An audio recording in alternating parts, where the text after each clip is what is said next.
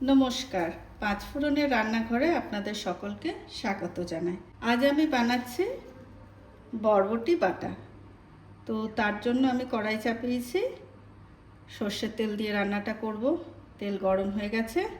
প্রথমে দিচ্ছি কালো জিরে, বেশ খানিকটা কালো জিরে দিলাম। তারপরে দিচ্ছি কুচো চিনি,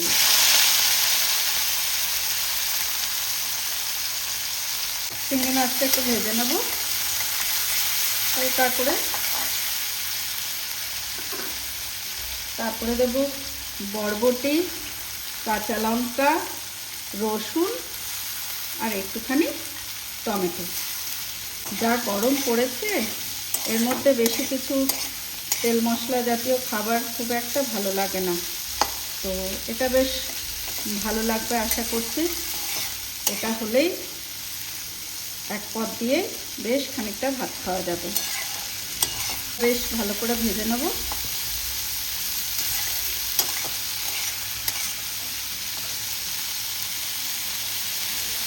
এর মধ্যে দেবো লবণ স্বাদ অনুযায়ী, হলুদ, 4 দানা চিনি,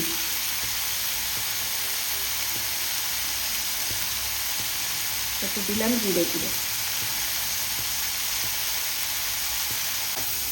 এটা বেশ ভালো করে ভেজে তারপরে আমি আসছি। খুব সুন্দর করে ভাজা হয়ে গেছে। এবার আমি এটা তুলে বেটে নিয়ে আসছি আপনাদের কাছে। বাবা, এই খেতে এসো, খাবার দিয়েছি। সরু চালের ভাত, গন্ধরাজ লেবু, লঙ্কা, পটল ভাজা, সাদা আলু ভাজা। সাদা আলু ভাজা মেয়ের খুব পছন্দের। লেবু পাতা আর নারকেল দিয়ে করেছি মুগ ডাল। আর আজকের প্রধান আকর্ষণ বরবটি বাটা চিংড়ি মাছ দিয়ে। সেই রেসিপিটা আপনারা দেখে নেবেন এর মধ্যেই। আর আছে চিকেন আলু দিয়ে সাধারণ ঘরোয়া রান্না।